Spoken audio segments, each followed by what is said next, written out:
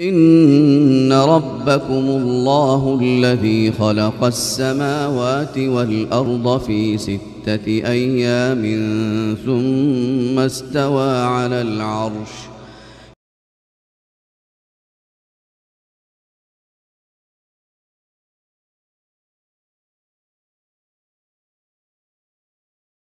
Okay, Bismillah, Alhamdulillah, Rabbil Alameen, wa salatu wa salam ala Rasulillah. Welcome everyone to another Zoom discussion. This is Insight to Islam Zoom discussion on COVID-19 and vaccines under the microscope. This is a follow-up to our previous discussion where we had 4 medical doctors and our Dr. Saeed Quershi discussing the issue of the COVID and the vaccinations. And we had, mashallah, very good discussion about this topic, but it was more of from a medical point of view. Today, we want to look at COVID-19 and vaccinations from more of a scientific, pharmaceutical point of view. And we can kind of look into why there is a difference of opinion between scientists concerning what is COVID-19 and the vaccination process. Okay, without further ado, because I think this is going to be a long session, we're going to introduce Dr. Saeed straight away. Assalamu alaikum, Dr. Saeed. I think you're muted. I think that's okay. Assalamu alaikum, Dr. Saeed. Yeah. You with us? Okay, Yes. so I've just given a short introduction, and what I'm going to do is, obviously we had a talk before the show. You understand what is happening in the world in regards to COVID, the difference of opinion between the scientists and the governments. First of all, I'm just going to ask you, not being rude or anything, but why are you qualified, first of all, to speak on this topic, so that we can put across to our audience that we're dealing with someone who has the right to speak about it, and when you do speak about it, what you say should be respected. So I'll leave the floor over to you, your introduction, and then you can carry on with the topic. Okay, Assalamu alaikum, everybody. Good afternoon, good evening to you people in Europe, for sure. My name is Saeed Quershi, and first of all, I would like to thank you for giving me this opportunity to talk. And as I was talking before this talk started, that it's my second opportunity, and somehow the time was not given, or there was not that much time last time. So probably my view was not heard probably. So in this regard also, it's very important, and I really appreciate giving me this opportunity and time. Obviously, my name is Saeed Quershi, and I'm here in Ottawa, Canada for a pretty long time, and I worked as a research scientist in Health Canada, which is similar to the United States FDA, as a research scientist. And the area I work in is to establish quality of pharmaceutical products. Basically, my background is in chemistry, and specifically in analytical organic chemistry. And I have plenty of experience, even before working with Health Canada, for developing methods, using method, validating method, and that's where my expertise actually lies, and that's where I get into Health Canada. Now, although I'm a chemist by myself, so obviously it's a very legitimate question which was asked, that how I consider myself qualified to talk about these things like virus, pharmaceuticals, vaccines, and things like that. So there's a little background in it. So when I worked with Health Canada, it was also a bit of a surprise to me as well that I was an independent scientist to develop my own projects. And what does that mean was that although I will be applying analytical chemistry, but I have to have an independent projects in pharmacology, in toxicology, in pharmacy, and all those things. And I said to myself, even at that time, I said, what I am getting into it. So I find the area very interesting. So what I did is for a couple of years, I really studied all these subjects, you know, the pharmacology, toxicology, physiology, statistics, all at different universities, at a graduate and undergraduate levels.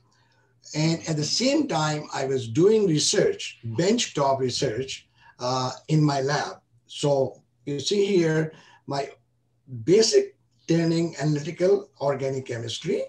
Now I have so much learning, academic training from the other subject I mentioned, and I'm applying it on the bench research. When I say I'm applying it, it means I'm evaluating products. And during that time, I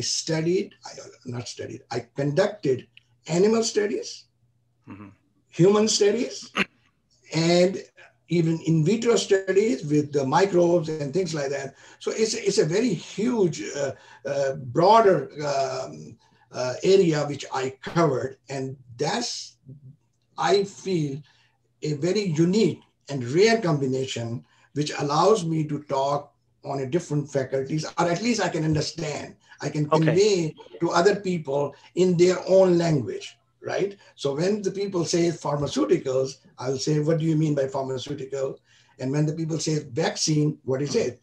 And at the same time, when they say PCR is a test, I said, by the way, I'm in this area for 35 or maybe more in testing, validating. Can you tell me how are you validating it? So this is how I'm coming into this picture. So am I continuing or you are waiting for me? No, fine. I mean, that was excellent that you can actually put across that you've had experience from the pharmaceutical system, also from testing. Yes. Okay, you know about the testing. But what about viruses themselves? So as far as viruses are concerned, that's what I'm going to come. I do not have per se the virology experience per se, but because I mostly work with the pharmaceutical area, but during the last year, during the pandemic, I become concerned because there are so much scare, and it started with the PCR test. Okay. So what we do is, Doctor, we'll let you start your presentation from the beginning, and then you can clarify whatever you want to clarify as you go on. So so I just finished this last sentence. So when I said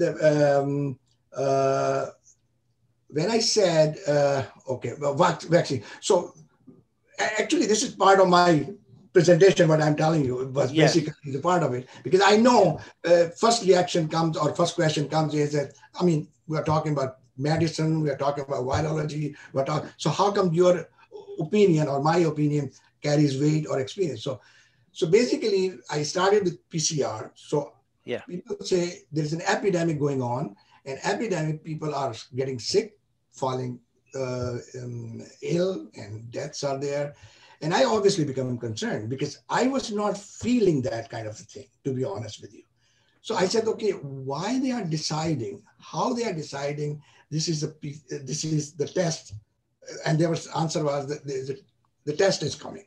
And I said, okay, let me see, because all my life I have spent time with tests. Let me see how the test is. So when I see the test, I become quite disturbed.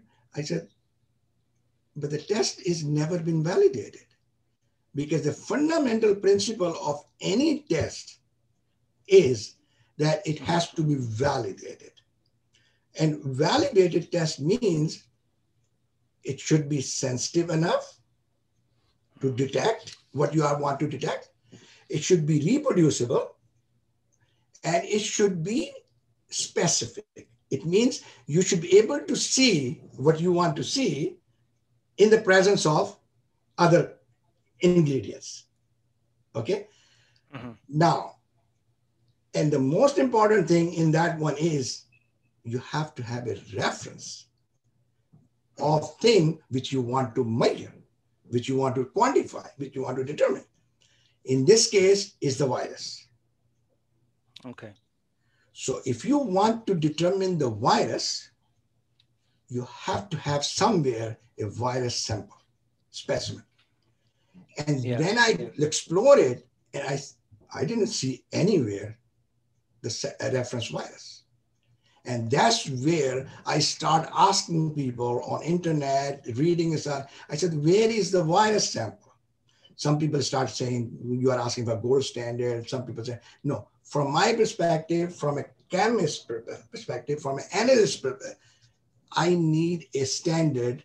And until and unless one does not have that standard, one cannot do the test, period. There's no argument about that. Okay, you have a question here, I think. Yeah. Obviously, so you're saying that worldwide, COVID-19 has not been isolated, in which case the PCR test that they have, what are they testing for? Yeah, so basically so they do not have this virus sample, okay? So doesn't matter if you are working to isolate or measure your table salt, your sugar, your blood, your vitamins, whatever, or maybe soil from the moon or wherever, you have to have a reference. In this case, Doctor, yeah. Previous viruses that have come along, you might say swine flu, we might say hepatitis, we might say flu. Have they been isolated, or has this practice of a general virus been done before? Is COVID-19 a new example of how it's been treated?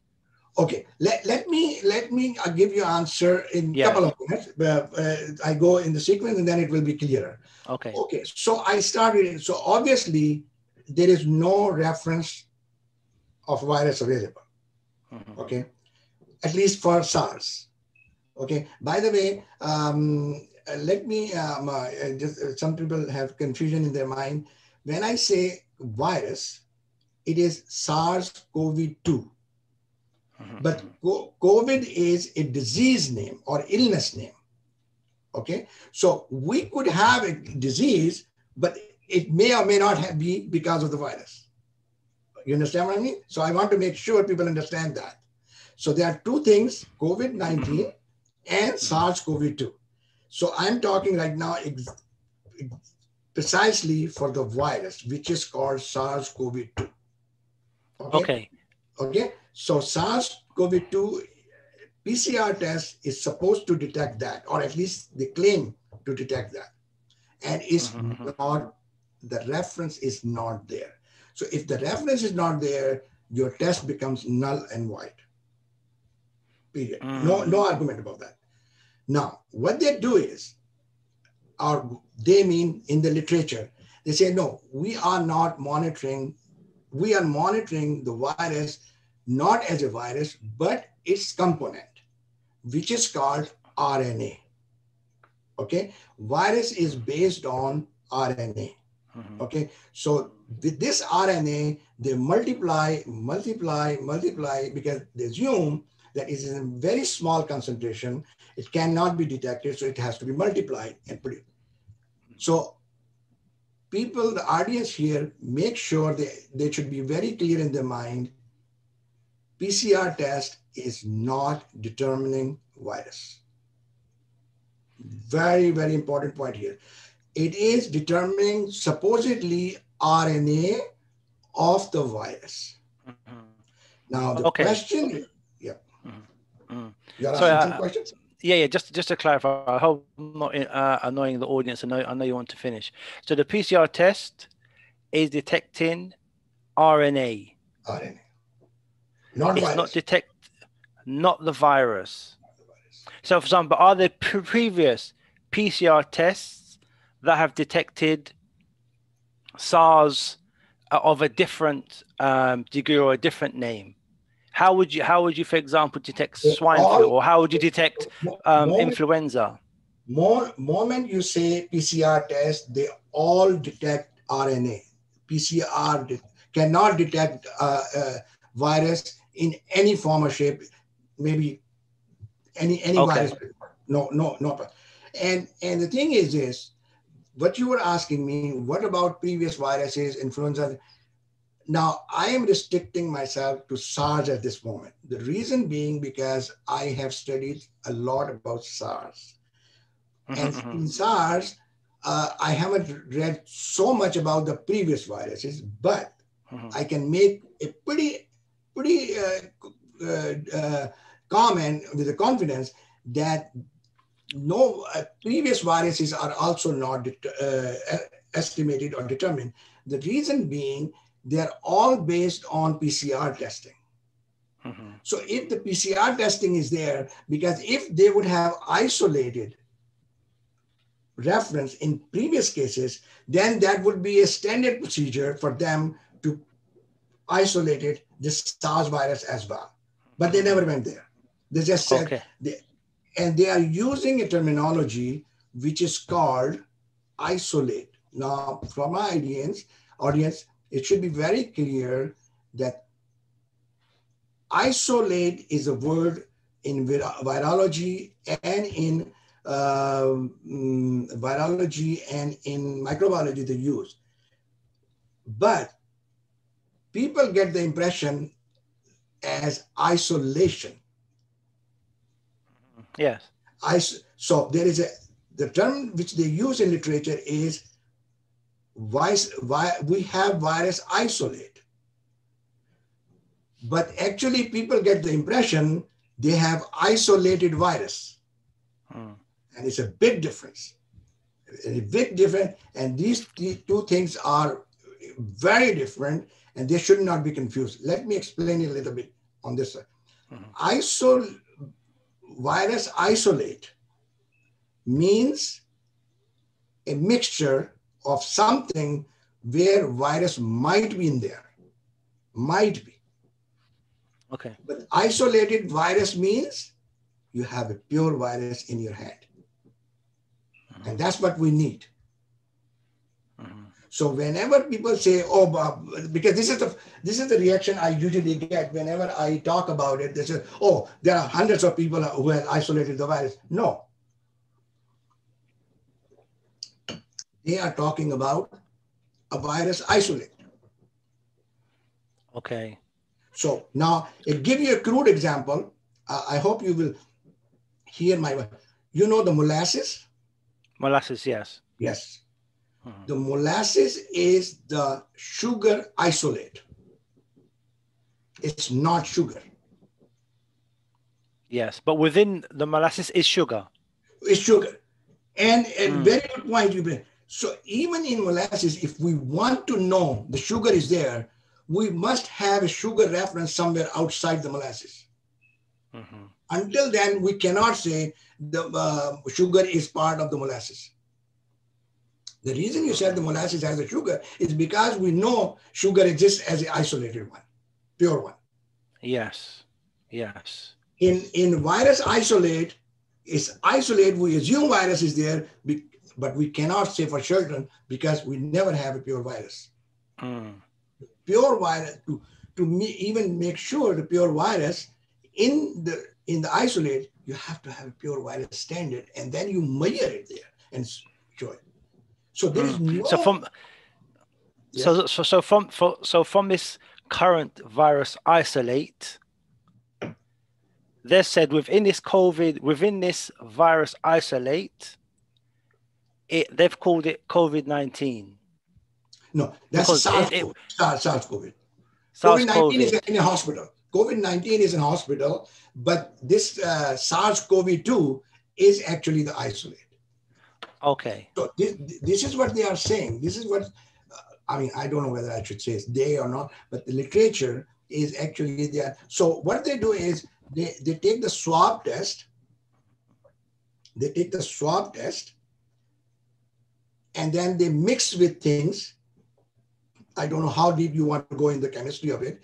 They mix with things and then they do some experiments, polymerize and this and that. And at the end of the day, they take a little slide out of it, make picture, and that picture, one of the picture is they say this particle here is a SARS particle. And that mixture itself, they send it to WHO or anybody who wants to, and that's what they call as a reference. But that's not a reference of virus, that's the reference of the mixture, virus isolate. Okay? This is a very big confusion here. So now, okay, yeah, you have a question, I think. No, carry on, please. So now, in so much talking about, you see, I use the word virus, I use the word RNA, I use the word PCR, I use the word chemicals adding there. This is all chemistry. Pure and simple chemistry, but done in non-chemistry environment. You're saying it's done on a medical? In a medical, microbiology, virology. So people in medicine and microbiology and virology, they are doing chemistry without even realizing they are doing chemistry. So in fact, a chemist should be doing all this kind of work. So when they say that how come a chemist is authorized to make this kind of judgment or presentation or view, in fact, it should be other way around. You understand what I mean? So this is all chemistry. Polymerase, they call PCR, polymerase chain reaction, and you know, the primers, and all these things are chemicals. Meaning the pharmaceutical companies, their development of the vaccine and the drug, they are, we call it chemical scientists or chemistry scientists, they're doing this work. I don't want this to is all I'm saying. Pharmaceutical. No, they are not doing that. What I'm saying is that work is done by people who are not that much trained in chemistry side. So basically, now I noted in here, I should point it out in here now, is that, okay, how should I say? When you go to the hospital, suppose you are an MD and you are taking care of the people, right? There are so many things in the hospital which really healthcare workers do not get involved, but they are the users of those services. For example, you would not hear that the beds in the hospital are manufactured or made or developed by physicians. Do you? No. Do you see physician, medical, healthcare, nurses, and they develop computers? Obviously not, no. No. Do you see medical doctors or microbiologists or nurses, they develop the food for their patients? Nope, obviously not, no. No. But surprisingly, when comes the medicines, which are pure and pure chemicals, they all develop that. And that's where people do not realize that when you are developed, it should be, and this is what I was doing all along in Health Canada, and that's what I was having difficulty as well, to convince people that, you know, when you evaluate a pharmaceutical, I mean, just by calling a medicine or pharmaceuticals does not change the nature of the product or thing. They are still chemicals. Yes. They are absolutely purified. But so I think this is how the chemistry should come into it. And once you bring the chemistry into it, you start understanding what the issue is here. So people really have a very big mindset here. It's not your group or it's everywhere, that whenever anybody else who talks about medicines, they say, what are you doing? Doctors, physicians, surgeons, nurses, who know, you name it. But in reality, they are dealing with chemicals. It's the same thing like you go to the restaurant, okay? You go to the restaurant and you ask for food and somebody brings you the potatoes or whatever, meat. I mean, that restaurant chef is cooking the stuff. He doesn't know how these things are produced. They are the farmers who produce those stuff. They are the agriculture department. Similarly, in my view, this is what happened, a very serious problem right now in the current pharmaceutical area or medicine area, that we are not considering the chemistry aspect of the things. And in fact, we even question that, oh, you're talking about chemistry. We don't need that. These are medicines. But no. Okay. So you have a question, I think. I mean, is this, I mean, obviously the COVID-19 or coronavirus, how it's treated in this time is different from any other virus that we've ever known. We've seen there been a big disagreement between scientists worldwide. Within your field, what, obviously you're speaking to other doctors and other scientists, what has been the main alarm bells that's been ringing concerning how this COVID thing has been treated? So obviously, as I am not part of that, not part, mean I never been involved in virology, or I was not involved that much in there. But so now I am getting into it and exploring it. So what might be the difficulties in there? So just I want to make clear here that when we are talking about even virology, even virus, acetaminophen, paracetamol, whatever you call it, they are all chemical based, either compounds or complexes. So when somebody says that I'm dealing with virology, virus, I'm dealing with RNA, or I'm dealing with PCR tests, they are pure and simple chemistry area. Okay. Now, why worldwide this thing happened is a different little bit story, and that's what I'm going to come. Let me first finish the isolation part. Part. So that will make, okay.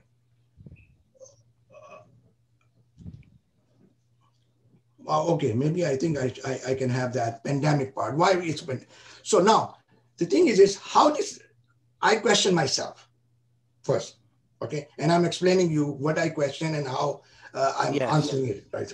Yeah. Why we have this pandemic? What is the source of it? How did it decide it? And these are questions in my mind. So when I look back, the pandemic was created, not maybe created might not be the right word. Pandemic started with the news media. That something happened in China, people are dying. Okay, that's the news story. This has nothing to do with science here. This is a news story. And just after that, they said, oh, people are dying in China. They are dying because of virus. How did they know they were dying with the virus? No idea. They just decided. Somebody just took charge of it, and they say, okay, there's a disease in China and it is viral, but it could be anything else, something else. I don't know how they decided. Okay. So people are dying, and then it is spreading. It's going all over the world. How did we figure it out? When you read the literature, there was not even the test at that time available to monitor the virus or the SARS-CoV-2. When I say, but as I said before, the PCR is always there, but the PCR has to be modified to detect the new virus. Yes. At that time, there was not even a test to detect the SARS-CoV-2. There was no test, but it was already decided or declared that there is a COVID coming. Okay? Okay. So then what happened is, then after that, they work on the testing. After deciding, work on it that we have a PCR test now. And I think, if I'm not mistaken, it is the Australian lab and the US lab, CDC, they are probably the first two ones which develop the PCR test or find that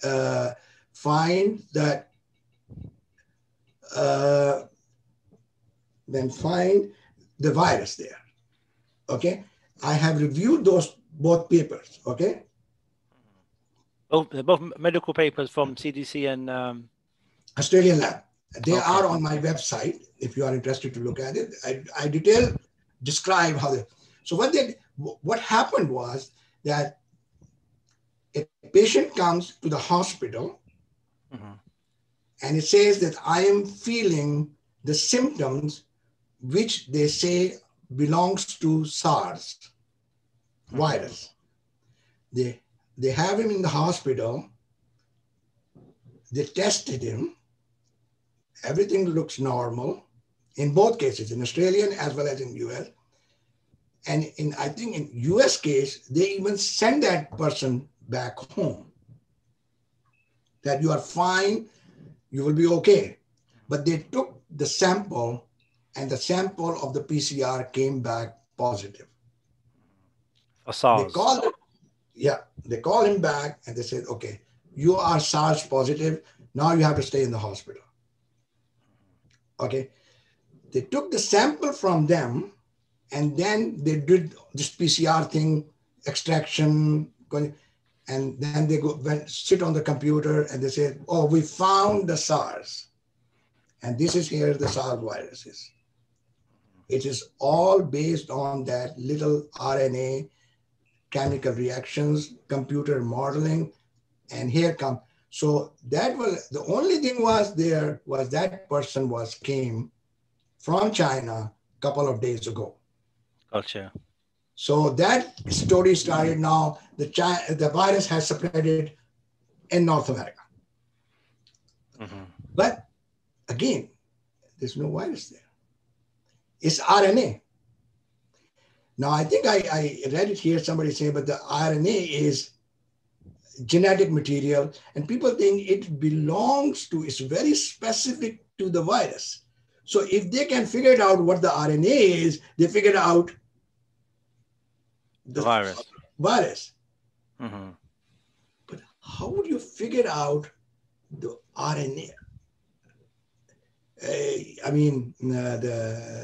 RNA to virus when you never have seen the virus which has that kind of RNA in there. Okay. You understand what I mean? So basically what I'm trying to say is you should have first virus. Yeah. You break that virus, you get the RNA. And from that RNA, you identify it. Now you take another sample from somebody else, whosoever coming from China, India, wherever, and you say, here is the RNA, we find it. This RNA exactly match the RNA we found before. So it is coming from, so because we don't have the virus there, so we can't even be sure about that. Okay, doctor. What if this RNA, instead of connecting it to a known virus, they connect this RNA to symptoms? So they're going to say, well, okay, this particular type of RNA that we found in these patients in America and Australia, they have certain symptoms like they lose their taste, they have water on the lungs. We're going to say, because they can say, okay, this is a new RNA that is not in previous SARS. I think there's some Mediterranean SARS or whatever. This RNA that we have, it has 5 symptoms, as which the doctor said. So we're now going to call this RNA COVID-19. They've kind of worked backwards because this RNA has different symptoms than the other SARS. Do you understand the logic that I think they're working with? Perfectly, you're right. But that will be because of RNA. Yes. That cannot be, because the virus is not RNA. Make things, this is very clear. I understand. So if you are saying that we find a different RNA and it is giving a different set of symptoms. Yes. Perfectly. So then the disease or illness will be called RNA disease. And that will make life extremely easy, because then this RNA will produce in a lab. We don't have to go after the viruses. We'll produce in that, because these are chemical compounds. RNA is chemical compound, pure and simple. Yes. We prepare that chemical compound and we give to the animals, if not to humans, to reproduce the disease. Bingo, we confirmed. Okay. But still, it will remain the RNA disease. It will not be called viral disease. I'm trying to work backwards. If we're saying that it's a new virus, say it's a new virus, 100% new virus. Even if you go backwards, then as I said, if you find RNA and you synthesize and you reproduce the disease, which is fine. But if you want to go backward, you are just basically making a guess. Okay. You can only extrapolate that this is RNA and it could be a virus, different. It could be, but we don't know. Because if you are linking to the virus, then you are adding all the proteins in there, all the fat in there, all the structure, everything. And it could be, God knows what type of virus it would be. So you are just basically, it's just like a hair. You got a hair and you say it perfectly match my hair. So maybe it might be coming from my child, my son, my daughter, or something like that. But that's a perfectly educated guess, but it can't be sure. You have to get the hair from my children and compare to say, yes, the hair came from the children. And this is what the problem is. You are thinking. Are you there?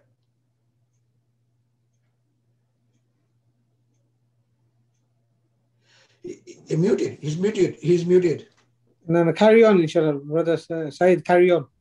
Okay. So basically is, so what I'm saying is that I think I have already said that we cannot say it's a viral disease until and unless we have a virus specimen. And this is what they call, and then once we have the virus, then we can generate the disease, at least in animals. So inshallah, you mentioned about the virus. So currently, as of now, has anybody isolated the virus of COVID or this COVID-19? Has anybody isolated the virus that you know of? No. So yeah, it hasn't been isolated, but they have developed what do you call it? Vaccine. Yes. To fight something that they haven't isolated. Yes. And this is the next step coming, that is, again, an issue. Vaccines, but by the way, what is vaccine? Vaccine is a chemical compound, generally speaking, especially the modern ones, Moderna one, Pfizer one, they created, they synthesize. They will chemical compounds, and they will hoping that they will produce the antibodies which will kill the virus. And as you are saying a minute ago, and I am saying, we don't have the virus. How we are develop the vaccines? So the question comes, if they don't have the virus isolated, they develop the vaccine and they are rolling it out around the world, every country, every continent, they are encouraged to take it because they will say it prevents them from catching COVID. But how can you catch something which hasn't been isolated, which you don't know? So giving the vaccine, what does it do then?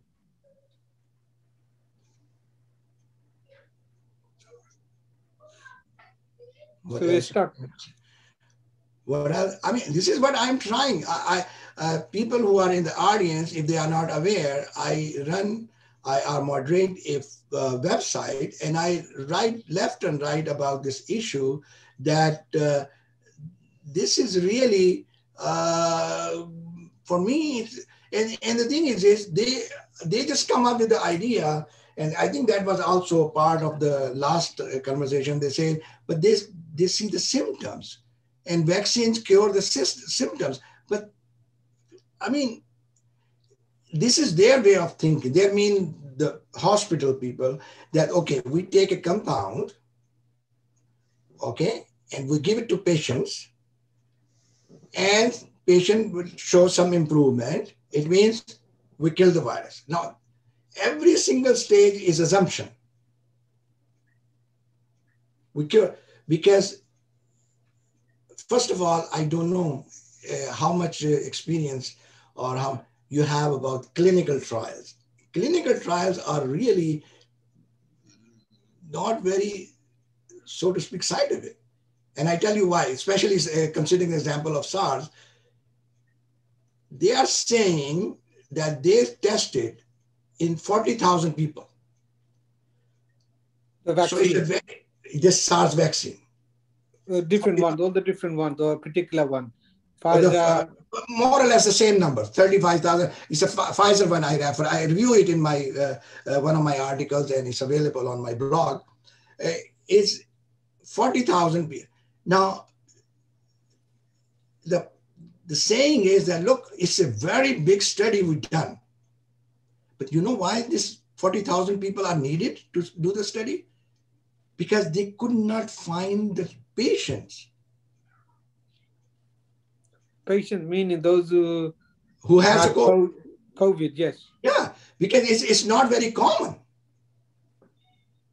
So they have to use an extremely high number of subjects, hoping that they will find some patients and they will able to have some reasonable data to show that vaccine is working. And if you look in detail, you will see that out of 20, so they divided into 20,000, 20,000. One is a placebo, one is the treatment. And in the treatment group, they have about 8 people who were infected or who were COVID positive. And in other one is about 160 people. Okay. So now they say, okay, in the COVID group, there are 8 people, and in non-COVID group, in non-treatment group is, in a treatment group is 8 people, and in non-treatment is 160.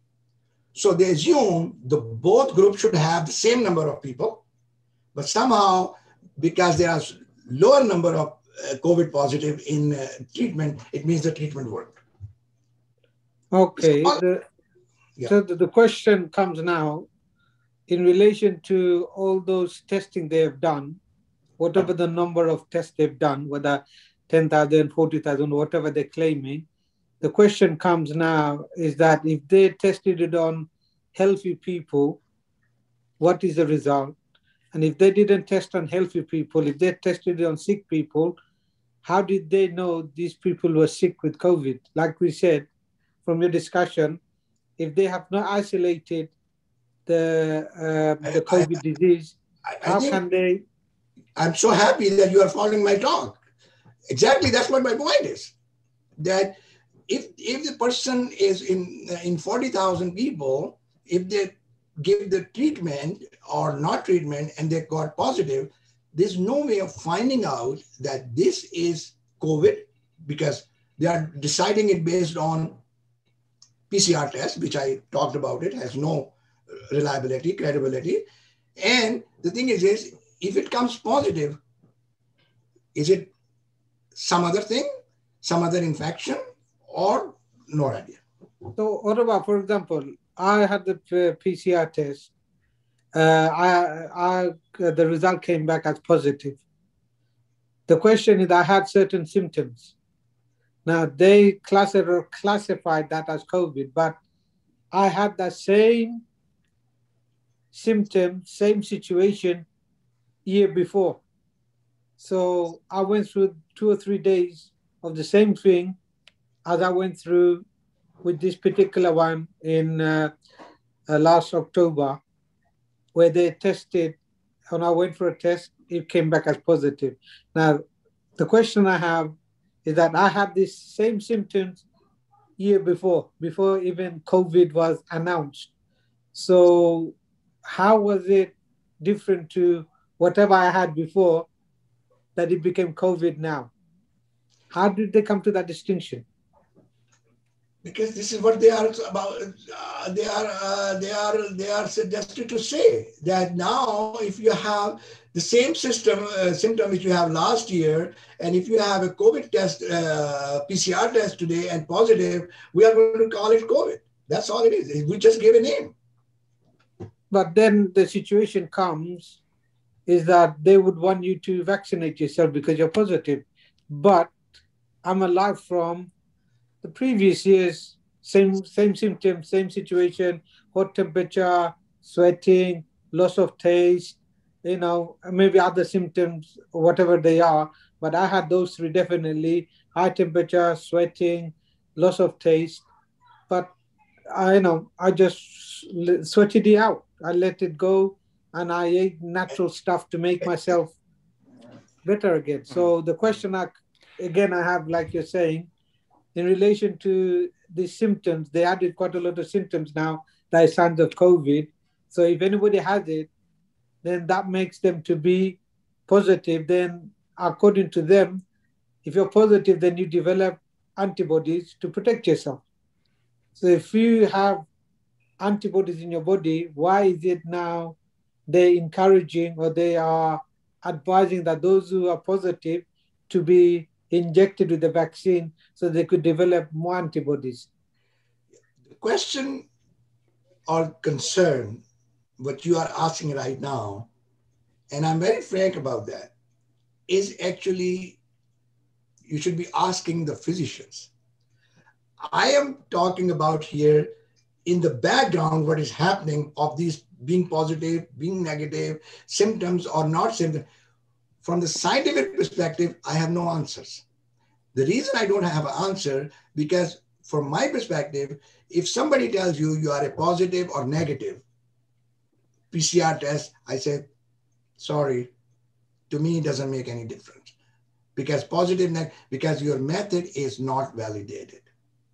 I will just stop there. But somehow this year environment has been like that. Can I come from another angle? Okay. Maybe I come from a kind of governmental angle that, okay, they're going to see. So, because we see, the mosques, they're full up of the janazah every day. There seems to be an increase in deaths. Realistically, we can't deny that people losing their taste. Like I've had the cold and the flu, but for me, I had COVID. It lasted for about 12 days. Flu normally lasts 5. I was more tired. I didn't lose my taste, but I know a family member, they lost their taste. So there is something out there, okay? So if government's going to say, or maybe a government gets advice, what is the best way for this? Some people say, take vitamin D. Some people say, take vitamin C, stay in your house, whatever, put on mask, social distance. But then obviously someone's going to come and say, you know what? The best way to sort out everyone is vaccination, right? So how much pressure, or how do pharmaceutical companies work so that a government's going to say, you know what? If we can get a vaccine, we can cure everybody, similar to the flu virus, okay? So while at one side, you as come from a chemistry background, going to say, well, okay, we can't isolate the virus. But on the other side, the pharmaceutical companies can say, we can cure these symptoms. We can cure these symptoms, or we can strengthen the immune system by giving people a jab. Where do you think the truth lies? Where do you think the best step lies? The best way forward, where does it lie? Does it lie in vaccinations, or does it lie in strengthening your immune system? Yeah, I have to be a little cautious here, because if the pharmaceutical companies come, they are very big and powerful, okay? Can you give us an insight? Can you give us an insight into them then? Can you give us an insight into how they work? with them. If you give What an do you insight mean how they work. work? Well, can you explain how they work? What do you mean Meaning they will say your best solution is a vaccination, and we're going to come with a vaccination, and the government's going to say, well, okay, let's do it. Like, how do they persuade governments that you need to produce millions of doses of this vaccine to treat COVID? Why doesn't a government say, you know what, we're just going to have herd immunity and get through this, like some countries have chosen? The thing is actually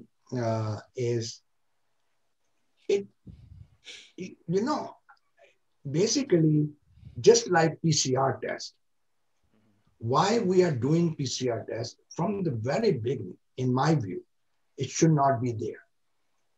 And there are documented cases. The professor who developed that test categorically said, do not use this test for diagnosis purposes. But people are still using it. And what I'm getting at is just the way, just like I gave you the example, how they decided that it is a viral disease. Mm-hmm. They just decided. Similarly, so because they decided, because they have their traditional or in their subject area saying and doing things in a certain way.